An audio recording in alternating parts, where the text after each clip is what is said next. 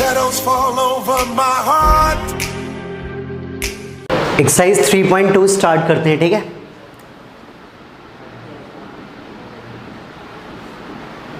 इसमें भी आप क्वेश्चन नंबर 1 में देखोगे दो पार्ट्स आपके पास गिवन है।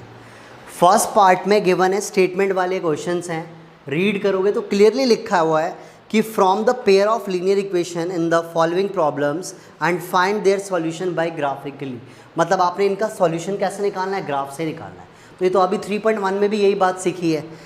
तो क्वेश्चन रीड करते हैं। क्वेश्चन नंबर फर्स्ट पार्ट है इसका कि 10 student of class 10 took part in a mathematics quiz. कितने बच्चे हैं यहाँ पर, पहले आप ये माइंड में रख लेना, 10 स्टूडेंट्स की बात हुई है जो एक मैथमेटिक्स क्विज में पार्टिसिपेट करते हैं।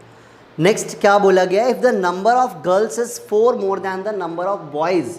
मिल गया मुझे 2 पर्सनस, एक है बॉयज़ एक है गर्ल्स। तो आपको पता है कि क्या क्या एक्स और वाई लेट कर लेंगे हम। Find the number of boys and girls who took part in the quiz. तो आपको क्या करना है, let the number of boys is equal to x और नंबर ऑफ गर्ल्स को आप वाई लेट कर लो। क्लियर होगी बात कि एक्स वाई कैसे लेट कर लेना है। 2 पर्सन है, बॉयज़ को एक्स गर्ल्स को वाई अकॉर्डिंग टू क्वेश्चन। अब आप बहुत ध्यान से अगर पढ़ोगे स्टेटमेंट में फर्स्ट लाइन, एक कंडीशन तो बहुत ही इजीली लिखा हुआ है, ये वाली सबको दिखाई दे रहा होगा, if the number of girls is 4 more than the number of boys. But first equation क्या होगी,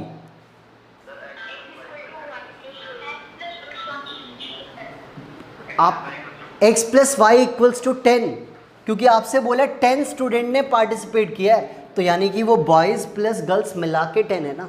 तो आपकी पहली इक्वेशन क्या बन गई, x plus y equals to 10, ये बन गई आपकी फर्स्ट इक्वेशन। नेक्स्ट इक्वेशन में क्या बोला है कि since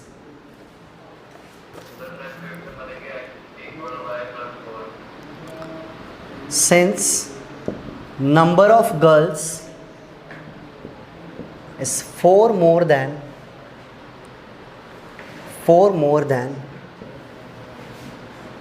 the number of boys। ठीक है, तो इस कंडीशन के अकॉर्डिंग करते हैं ना। नंबर ऑफ गर्ल्स को क्या लेट किया आपने, y। इसका मतलब क्या होता है, ये 6th क्लास में जब इक्वल टू 4 मोर प्लस करना है किसमें, नंबर ऑफ बॉयज में।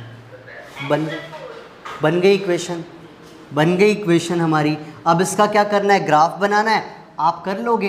अब यहाँ पे x की वैल्यू एक बार 1 पुट कर लो, 2 पुट कर लो, 2 सॉल्यूशन। यहाँ भी x की वैल्यू एक बार 1 2 0 जो भी पुट करना है। 0 तो पॉसिबल नहीं है, कहीं ऐसा हो सकता है कि हमारा क्या कहते हैं बॉयज़ 0 थे, सारे के सारी गर्ल्स ही गई थी पार्टिसिपेट करने, तब फिर क्यों बोल रहे हैं कि 10 स्टूडेंट्स ऑफ क्लास 10th। तो ऐसा तो होगा नहीं कि गर्ल्स और बॉयज़ की बात हुई है और सिर्फ बॉयज़ गए, ऐसा नहीं होगा। तो आप है ना इसमें 0 मत लेना, 1 2 3 ले लेना।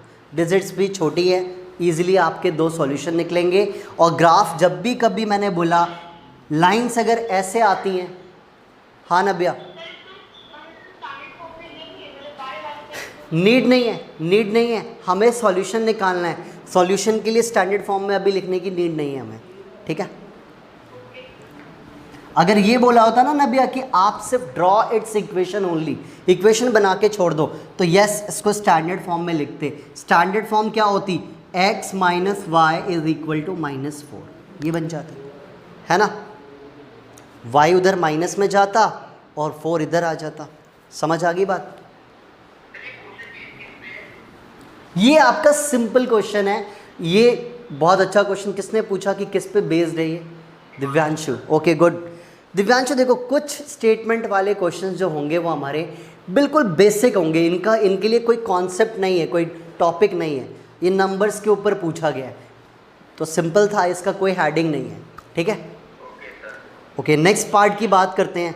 नेक्स्ट पार्ट क्या सभी बच्चे कर लेंगे, किस कॉस्ट पे बेस्ड है, तो मुझे लगता है कोई इशू नहीं होने वाला। आप कॉस्ट वाले आप बहुत ईजिली कर लोगे, ठीक है। हाँ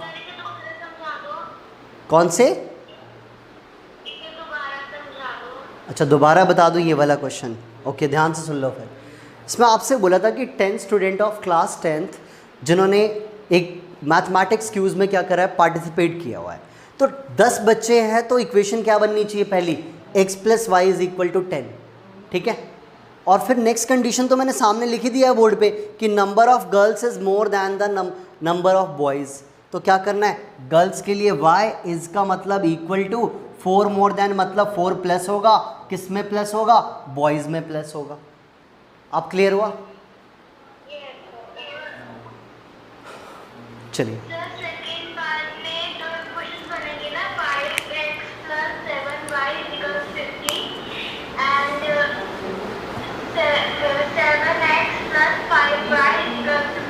बिल्कुल सही बताया प्राची आपने, वेरी गुड। ओरली क्योंकि सीख चुके हैं हम कॉस्ट, तो आगे भी कुछ कॉस्ट के क्वेश्चन हैं वो सब भी मैं मार्क कर दूंगा आपके अभी आफ्टर क्लास कि कौन कौन से पार्ट्स आपने होमवर्क में लेने हैं, ठीक है। ये समझ आ गया? चलो अब है ना, अब हाँ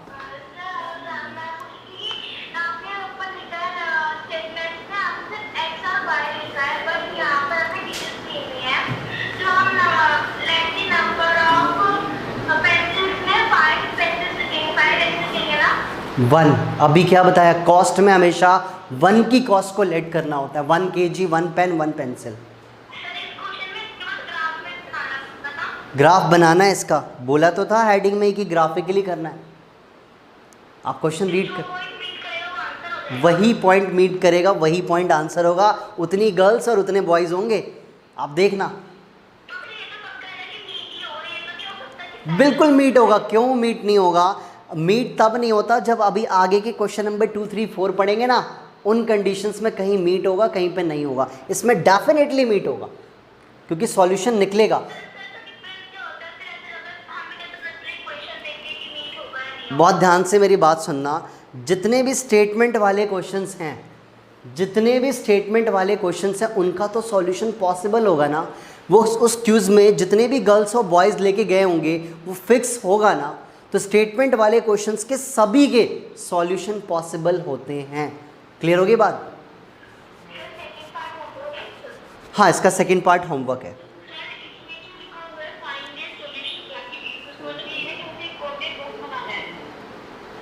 विदाउट कोऑर्डिनेट बॉक्स बनाए नबिया, हम प्लॉट कैसे करेंगे जरा मुझे बताना।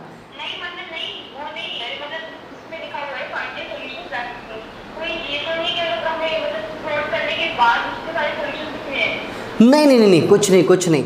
हमारा जब प्लॉट हो जाएगा ना, प्लॉट होने के बाद जैसे हमने इससे 2 पॉइंट निकाले, ये दोनों हमने प्लॉट करे, फर्स्ट की लाइन कुछ ऐसे बन गई, सेकंड इक्वेशन की लाइन कुछ ऐसे बन गई, दोनों यहाँ पे इंटरसेक्ट हो रहे हैं, तो मैं देख सकता हूँ ना कि यहाँ से x की कितनी वैल्यू और यहाँ से y की कितनी वैल्यू है। तो सपोज दैट ये पॉइंट आ रहा है मेरा 2,5, तो कितने बॉयज़ 2 होंगे और सपोज करो 2 तो नहीं होंगे, 8 ले लो, तो गर्ल्स 8 होंगी।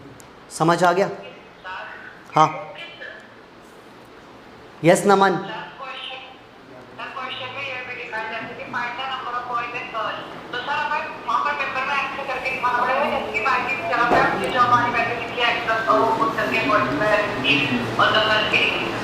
नहीं, ग्राफ से अगर ग्राफिकली बोला है नमन तो ग्राफ से आंसर बताना है, ग्राफ से आंसर बताना है कि from the graph the number of girls is equal to इतना, the number of boys is equal to इतना, अगर ग्राफिकली बोला तो।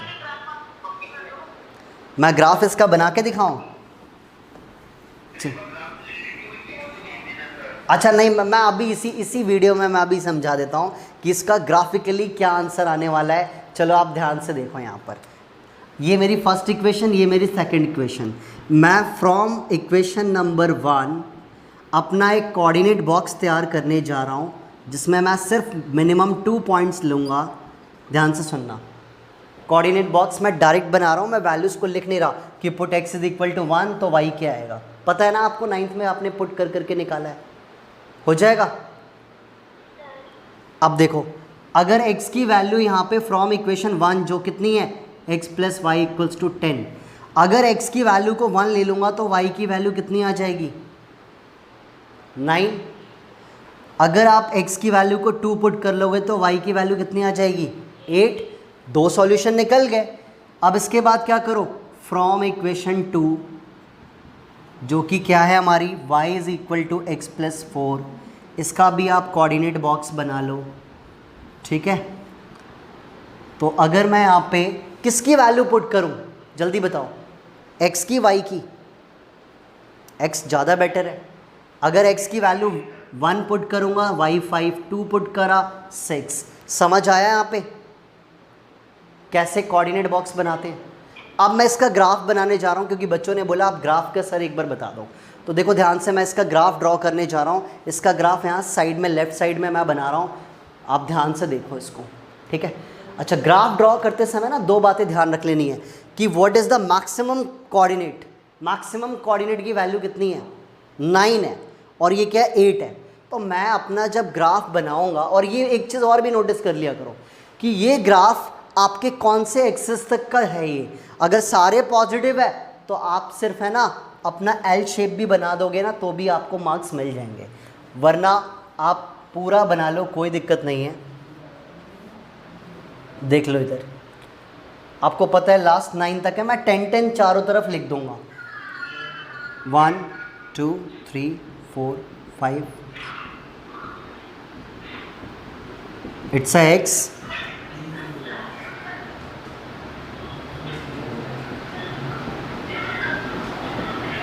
प्लीज़ आप अपने आप को म्यूट कर लो।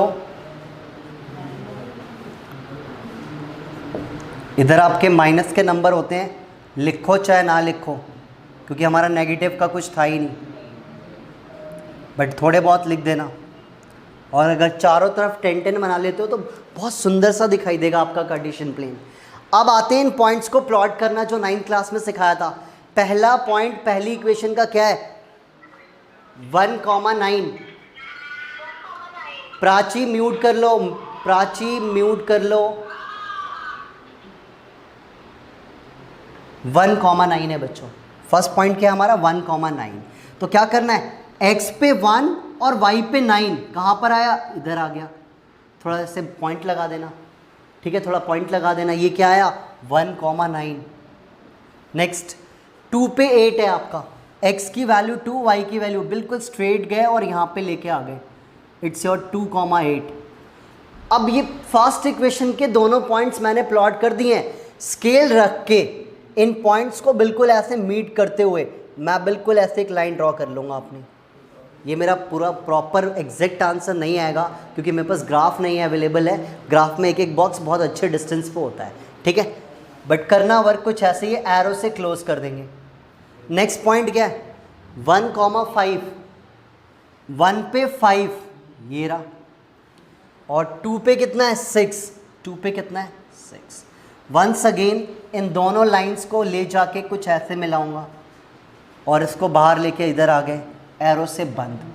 अब आप ये बताओ कि दोनों का इंटरसेक्शन पॉइंट क्या हुआ? ये हुआ ना, ये हुआ।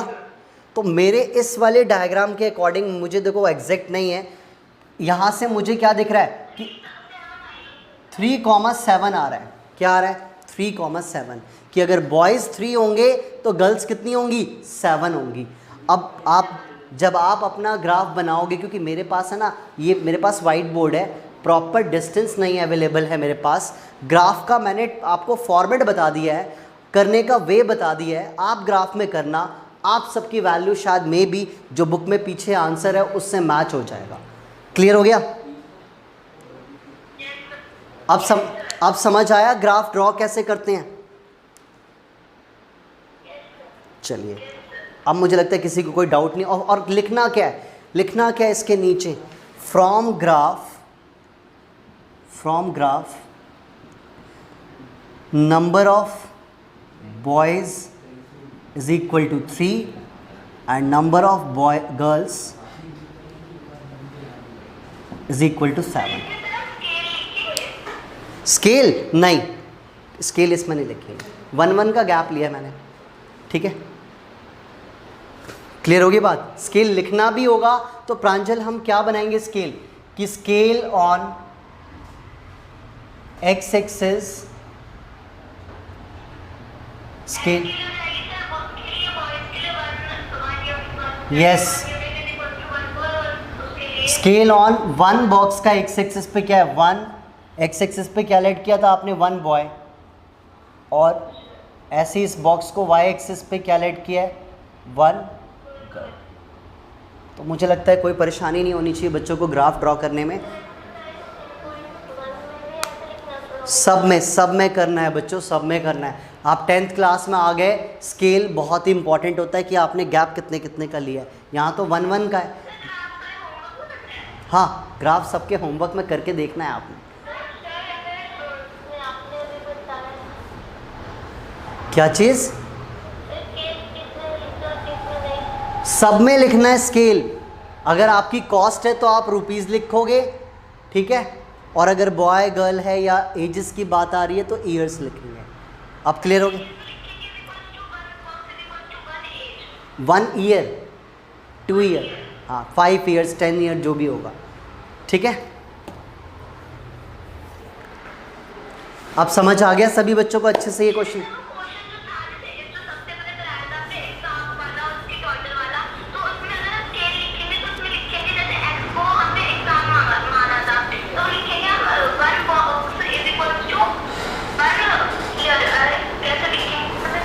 आफ्ताब वाले में 1 box on x axis is equal to 1 year. आप जितने का गैप लोगे, अगर मैंने गैप यहाँ पे 10 का लिया है तो मैं लिखूंगा scale on 1 box on x axis is equal to 10 years. वो तो डिपेंड करता है ना कि मैं स्केल कितने कितने के गैप पे ले रहा हूँ। तो ग्राफ जब पॉइंट्स निकालूंगा तब मैं स्केल डिसाइड करूंगा। इन एडवांस कैसे डिसाइड कर सकता हूँ?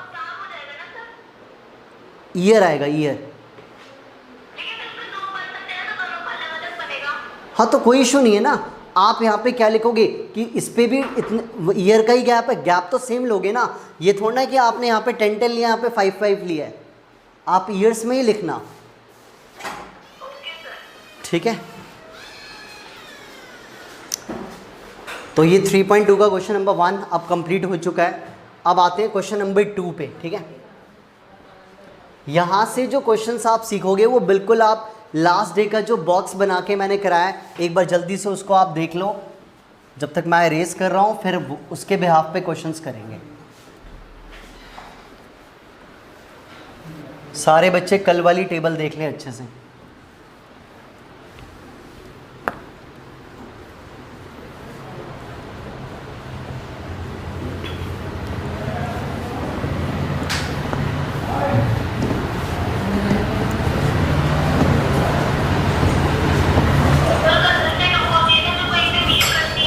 यस, कहीं पे उनका टच होता है या इंटरसेक्ट होता है, उसको कंसिस्टेंट बोलते हैं। चलिए स्टार्ट करते हैं क्वेश्चन नंबर 2। बहुत ध्यान से देखना आप।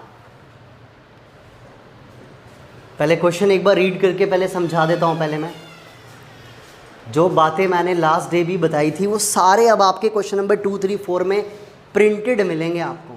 बहुत ध्यान से आप समझना। पहले on comparing the ratios a1 upon a2, b1 upon b2 and c1 upon c2, find out whether the lines representing the following pair of linear equation intersect at a point parallel और coincident। मतलब किसके बारे में आपसे पूछा जा रहा है कंपेयर करने के बाद?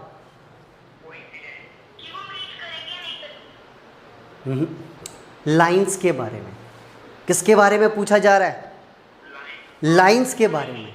अगर मैं ये पूछता कि इनमें से इन इक्वेशंस के बिहाफ पे नो सॉल्यूशन आ रहा है, यूनिक सॉल्यूशन आ रहा है या मैनी सॉल्यूशन, तो मैं सॉल्यूशन के बिहाफ पे डिस्कशन कर रहा हूँ। मैं अगर कंसिस्टेंट इनकंसिस्टेंट की बात करता तो कंसिस्टेंट इनकंसिस्टेंट की टेबल को ध्यान में रीड करना था आपने, ठीक है। तो ये लाइंस के ऊपर बात हो रही है। अब वो रेशियोज़ की बात इंपॉर्टेंट है, याद करके चलना है कि किस में कौन सी रेशियो होती है। तो देखो कैसे। पहले क्वेश्चन नंबर 1 का फर्स्ट पार्ट है 5x - 4y + 8 = 0। Equation number 1। 7x + 6y - 9 = 0।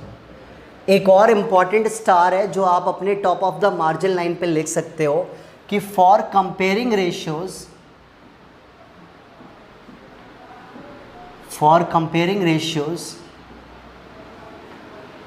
equations should be in standard form। इस बात की नॉलेज सबसे पहले ध्यान रखना है आपने कि जब भी कभी कंपेयरिंग रेशियोज की बात की जाए स्टैंडर्ड फॉर्म में इक्वेशंस होनी चाहिए। स्टैंडर्ड फॉर्म क्या होती है? ax + by plus c equals to 0, मतलब राइट साइड में क्या होना चाहिए, राइट 0 होना चाहिए। तो अगर आपके पास 0 नहीं है तो आप पहले अरेंज करके तब इक्वेशन नंबर 1 लिखोगे, इस बात का ध्यान रखना है। अब देखो दोनों इक्वेशंस हमारी बिल्कुल देख के पता चल गया स्टैंडर्ड फॉर्म में लाई करती हैं। अब क्या बोला है, क्लियरली लिखा है on comparing the ratios, ratios के बिहाफ पे आप इनको क्या क्या बोलोगे, और इंटरसेक्टिंग है कि पैरेलल है कि कोइंसिडेंट है। अब देखना कितना आसानी से आपको समझ आएगा जो कल का टॉपिक था। First find a1 upon a2 निकालेंगे। क्या निकालेंगे, a1 अपॉन a2। तो इक्वेशंस को देख के तनीषा a1 और a2 की वैल्यू बताओ आप मुझे।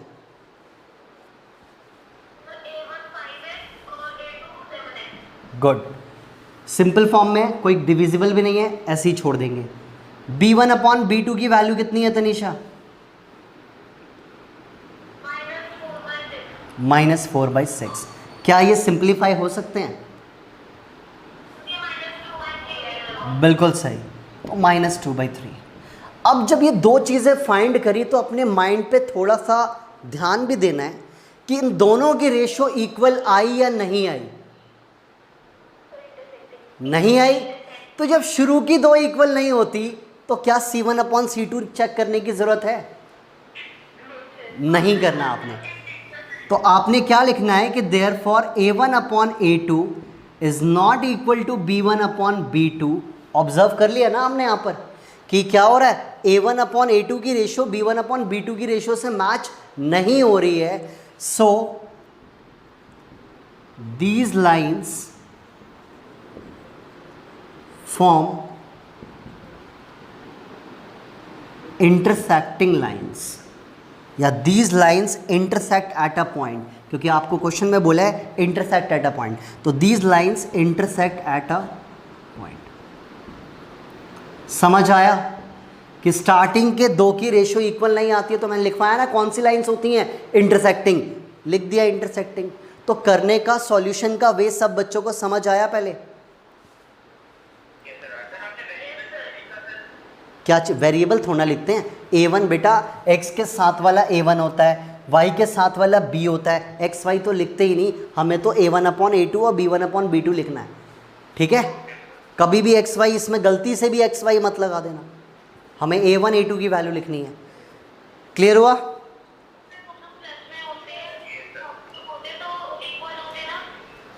क्या क्या क्वेश्चन है, एक बार रिपीट करो आप।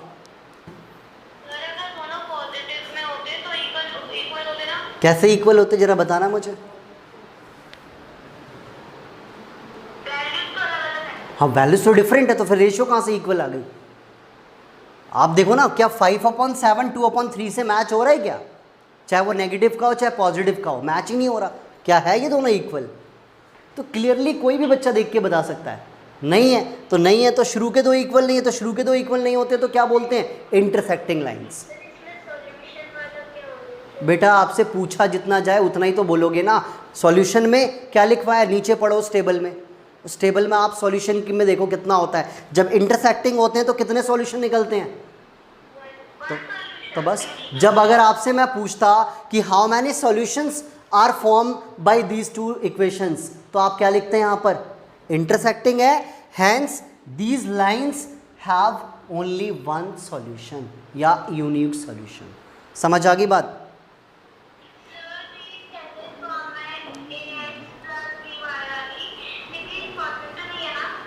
क्या नहीं है,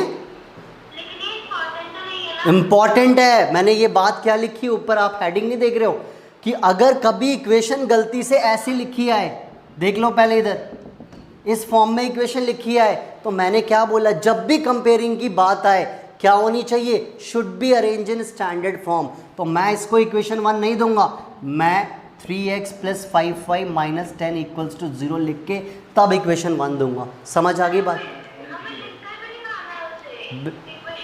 बिल्कुल लिख के दिखाना है यहाँ पर ये कि इक्वेशन मेरी स्टैंडर्ड फॉर्म की ये है। ठीक है, ये बात किसने लिखवाई है ऊपर आप देखो ना, सबसे पहले टॉप पे मैंने ये इसीलिए लिखा कि बच्चों को प्रॉब्लम ही ना हो यार, लिख के देख के भी थोड़ा देखा करो आप लोग। सेकंड पार्ट की बात करते हैं, देखते हैं सेकेंड पार्ट क्या है। सेकेंड पार्ट की बात करते हैं। सबका इक्वल है क्या? बहुत ध्यान, देखो सबको पता है आंसर कोइंसिडेंट लाइंस। एक बार मैप करा के दिखाता हूँ। देखो 9x plus 3y plus 12 equals to 0 standard form में है तो इक्वेशन 1 दे दो। Next 18x plus 6y plus 24 standard form में है तो इक्वेशन 2 दे दो, होगी कहानी ख़त्म। अब क्या करना है? a1 अपॉन a2 निकालना है। a1 अपॉन a2 9/18 आया, ये सिंप्लीफाई होके 1/2 आ गया। फिर निकाला b1 अपॉन b2 3/6, ये भी सिंप्लीफाई होके कितना आ गया? 1/2। फिर निकाला c1/c2। अच्छा एक और बात, जब शुरू के दो इक्वल आ गए तो हमें थर्ड केस चेक करना पड़ेगा, क्योंकि अगर थर्ड वाला इक्वल नहीं आया तो पैरेलल, इक्वल आ गया तो कोइंसिडेंट।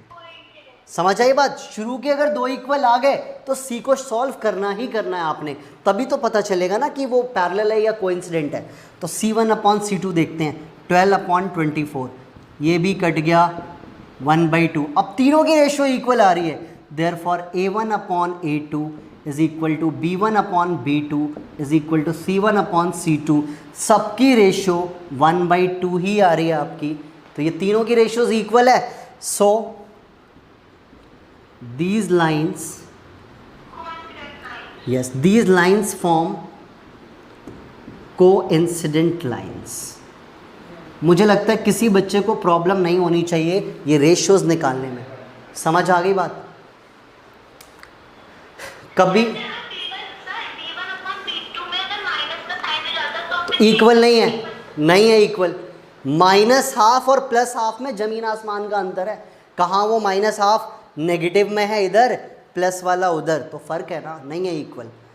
अच्छा क्वेश्चन था आपका ये।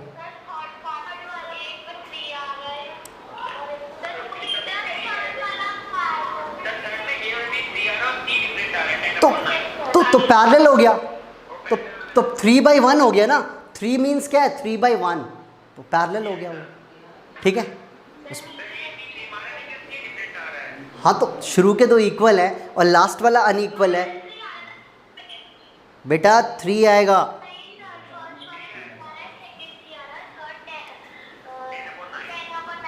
बेटा पहले के दोनों के a1 अपॉन a2 3 आएगा, b1 अपॉन b2 भी 3 आएगा, लास्ट वाला 10 अपॉन 9 आएगा।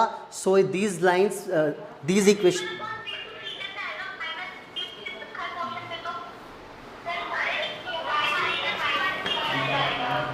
बेटा -3y -3 अपॉन -1 आएगा कि नहीं आएगा? +3 कर रहा हूँ। तो थर्ड पार्ट सबको समझ आ गया? हाँ तनीषा क्या कह रहे हो आप?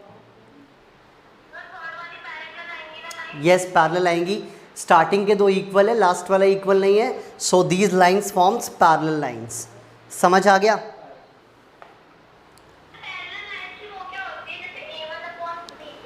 प्रांजल मेरी बात सुनो पहले ध्यान से। कल मैंने क्लास में एक टेबल बनवाई है, पहले उस टेबल को 5 मिनट ज़रा ध्यान से याद कर लो, आपको सब पता। अच्छा तो ध्यान से सुन लो एक बार और। a1 upon a2 is not equal to b1 upon b2 है। शुरू के दो के इक्वल नहीं है तो इंटरसेक्टिंग होता है। ठीक है, a1 upon a2 is equal to b1 upon b2 is not equal to c1 upon c2, parallel होता है। और अगर तीनों इक्वल है बच्चों तो आपकी कौन सी लाइन है? Coincident lines. अब समझ आया प्रांजलि?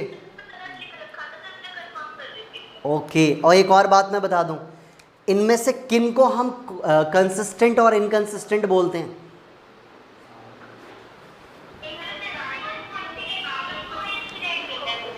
जिन पे मैंने टिक मार दिया है वो हमारे क्या हैं? कंसिस्टेंट हैं। तो क्वेश्चन नंबर 3 के अंदर आपको फिर से वंस अगेन यही बोला है कि comparing the ratios and then decide कि these pair of equations make consistent या इनकंसिस्टेंट। तो चेक करते हैं, ओनली 1 मार्क्स में इतना ही लिखना है। क्लियर होगी बात? चलो क्वेश्चन नंबर 3 स्टार्ट करते हैं अब।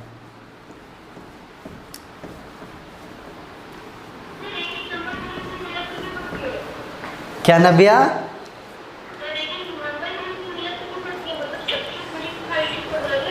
एक एक नंबर की कीमत है, बहुत ज़्यादा है, 100 लाना है हमें।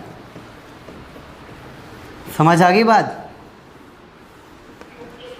100। अब मत बोलना कभी एक एक नंबर के लिए इतना कुछ। चलो क्वेश्चन नंबर 3 स्टार्ट करते हैं। ओके, अरे वाह, फाइंड भी कर ली बच्चों ने। मैडम इंटरसेक्टिंग नहीं चाहिए मुझे बोला कंसिस्टेंट इनकंसिस्टेंट चाहिए।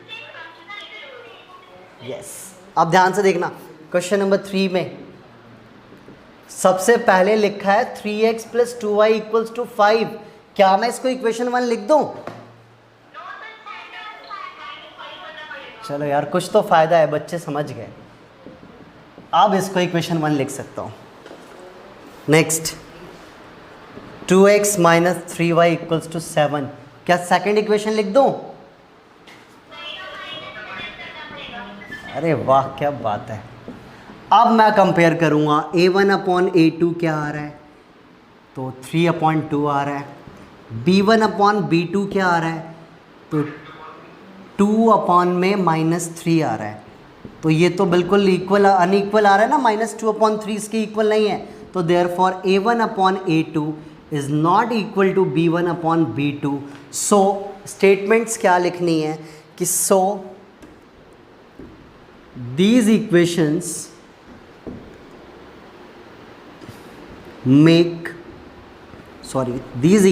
form intersecting lines,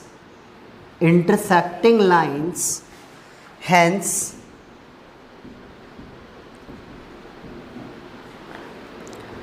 these equations are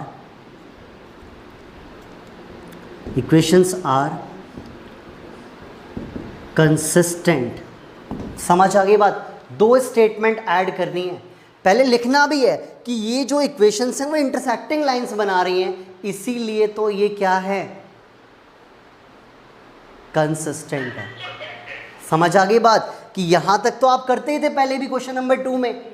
आगे हेंस लिख के दीज इक्वेशंस आर कंसिस्टेंट, और अगर नहीं होगा तो इनकंसिस्टेंट। कितने बच्चों को क्वेश्चन नंबर 3 अब समझ आ गया है? इसका एक फ्रैक्शन वाला पार्ट मैं बोर्ड पे करा देता हूँ। बाकी इसके जो रेस्ट है आप होमवर्क में खुद कर लोगे, मुझे उम्मीद है आप कर लोगे। तो मैं थर्ड पार्ट बोर्ड पे कराने जा रहा हूँ, उसको आप देख लो। कर भी लिया? वो एक्चुअल में क्या है? क्या? हाँ बिल्कुल, देख के भी बता सकते हैं। स्नेहा आप क्या कह रहे थे?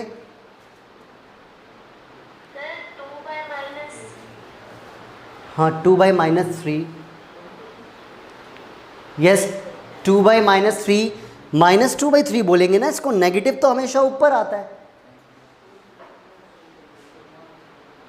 ठीक है मैडम। डिनोमिनेटर में ये 2 बातें प्रांजल कॉमन है, बार बार बोला है मैंने। कभी भी डिनोमिनेटर में नेगेटिव नहीं छोड़ना, कभी भी डिनोमिनेटर में रूट नहीं छोड़ना। मैंने कर तो दिया, -2/3। यस, 2 बातें हमेशा याद रखो। मैंने कल क्या सिखाया था कि आपकी इक्वेशंस में जो ABC हैं, it may be in fraction, it may be in decimal, it may be in roots. तो अभी फ्रैक्शन देख लिया, सिंपल देख लिया, रूट और डेसिमल भी आगे देख लेना। समझ आ गई बात? टेंशन मत लो, जो बातें बोली हैं सब कुछ आपको आगे मिलेगा। अब आप थर्ड पार्ट जरा फ्रैक्शन वाले को देख लो कैसे डील करना है, और फिर आप बाकी और फ्रैक्शन आप खुद कर लोगे।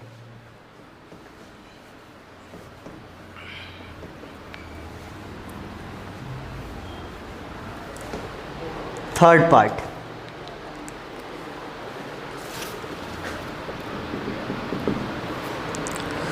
Three by two x plus 5/3y equals to 7।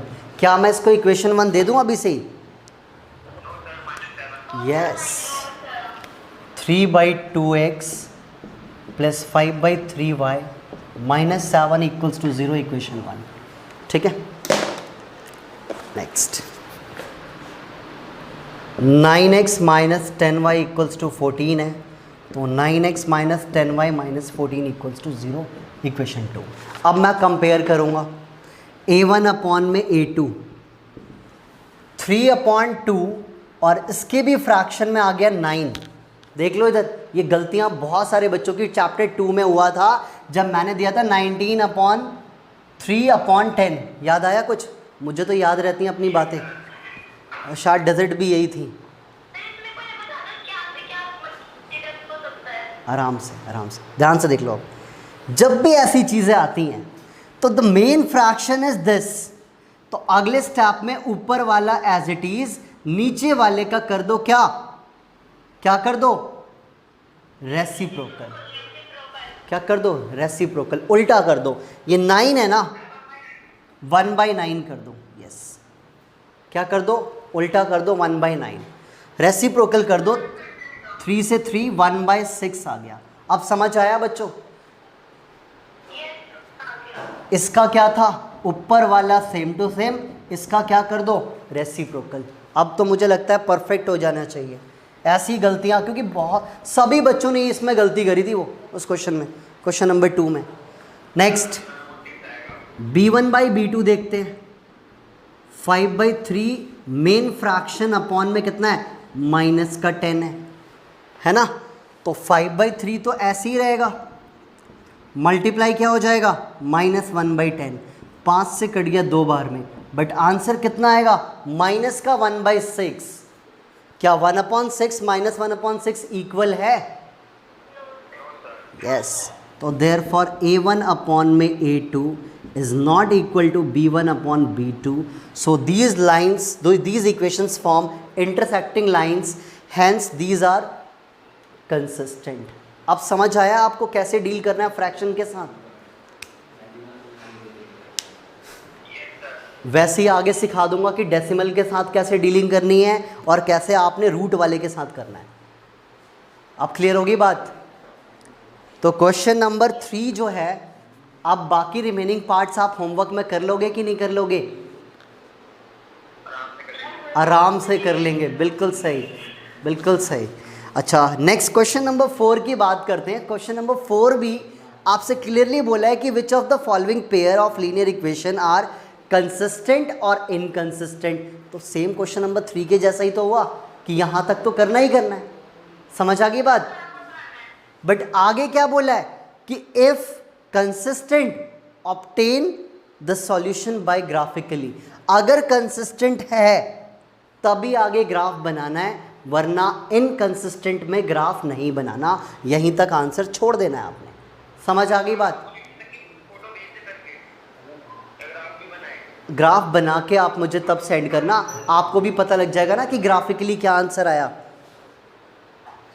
अब देखो, एक कॉमन सी बात, एक बच्चे ने मुझसे अभी थोड़ी देर पहले पूछा था कि सर हम कैसे आइडेंटिफाई करेंगे ग्राफ में किसका सॉल्यूशन निकलेगा किसका नहीं निकलेगा। तो जरा आप बोर्ड पे बात कर लें। अब इस इक्वेशंस का अगर ये कंसिस्टेंट है और मैं इसका ग्राफ बनाने जाऊंगा तो ग्राफ इसका कैसा बनने वाला है?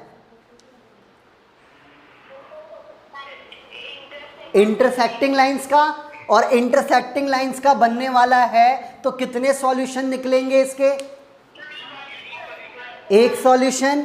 अच्छा, अभी थोड़ी देर पहले किसी बच्चे का आंसर आया था कोइंसिडेंट लाइंस, किसी बच्चे का आंसर आया था कोइंसिडेंट लाइंस। अगर उसका मैं ग्राफ बनाने जाऊंगा तो लाइंस कैसी होंगी? वो आपस में कभी मीट ही नहीं करेंगी। ये पैरेलल हुआ, ये पैरेलल। कोइंसिडेंट में क्या होगा? एक ही इक्वेशन पे मेरे इसके भी पॉइंट्स आ रहे थे और इसके भी आ रहे थे, मतलब all the points lie on a same straight line. अब क्लियर हुआ? एक ही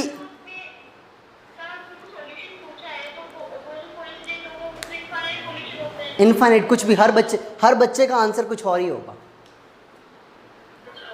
आप समझ आ गया?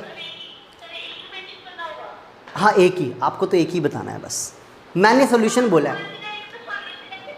अब मेरी बात सुनो ना, आपसे ऐसा क्वेश्चन पूछा ही नहीं जाएगा ना। ग्राफ किसका बोला है बनाने के लिए?